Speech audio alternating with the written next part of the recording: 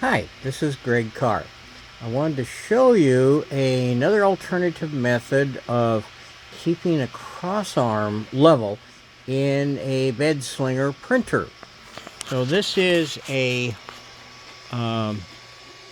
Ender 3 V2 unit that I bought used, and well, not much was wrong with it. I did have to load new software on it, and that has been quite successful. And one of the persistent problems that I've read about on these printers is that over time, the crossarm is only fed with one lifter. It's got a stepper motor and a drive on this arm, and that lifts it up, and it relies on the stiffness of the joint here, the three bearings on this side and 3 bearings on this side, to keep this arm from drooping under gravity. And eventually, when they get loose, when the wheels wear a little bit or shift, then that will droop and give you an offset, an imbalance in the bed.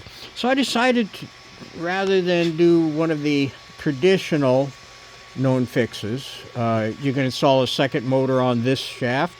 You can install a shaft without a motor and drive it with a belt from this shaft over on this side.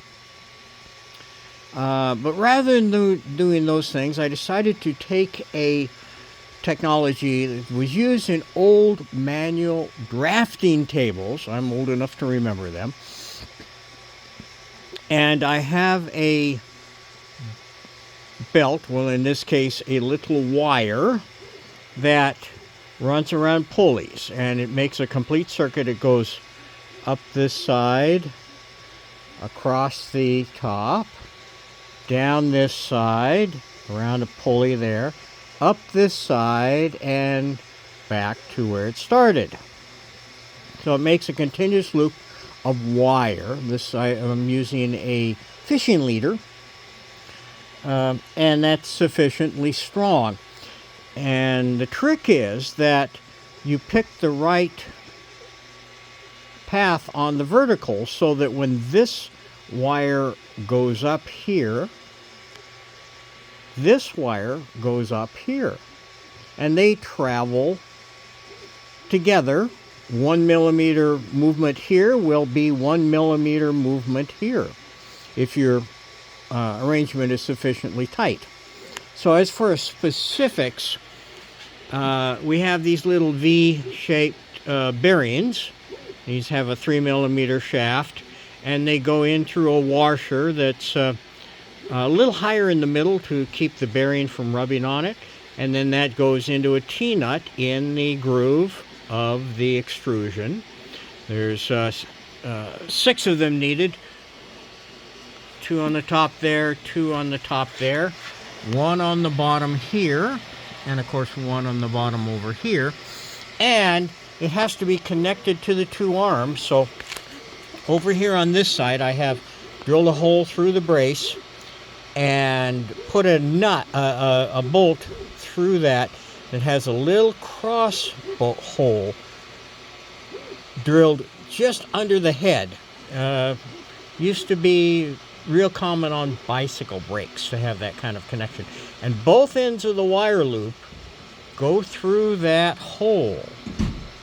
One coming up, one coming down. And then this bolt is tightened up. On this side, we have the same arrangement, but we only have 1 wire through a hole in the brace. And when this when you level up the bed, well, first of all, you make the loop tight by taking one of these idler bearings and just pushing it down good and hard, and then tightening up the holder bolt so that the wire has some little bit of tension on it. Not too much, but enough. Then you level up the bed and you lock in the arm by tightening this bolt, because that can be in any position. So you get the arm straight and you tighten this bolt.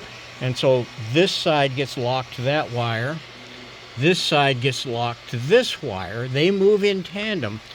And voila, the arm stays level all the time. You can push on it. I'm not going to do it now because I'm printing.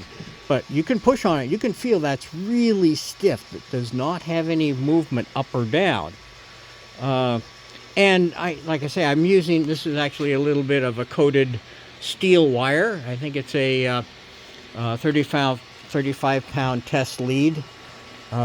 Just cost $10 for probably enough for 4 or 5 printers, a few little bearing, V-groove bearings, some specialty washers that I actually turned up myself on a lathe, but you don't have to do that. You can just use a good strong washer, and then a little tiny one that's just big enough to catch that 3mm shaft, and then a few T-nuts and screws, and that's all it needs.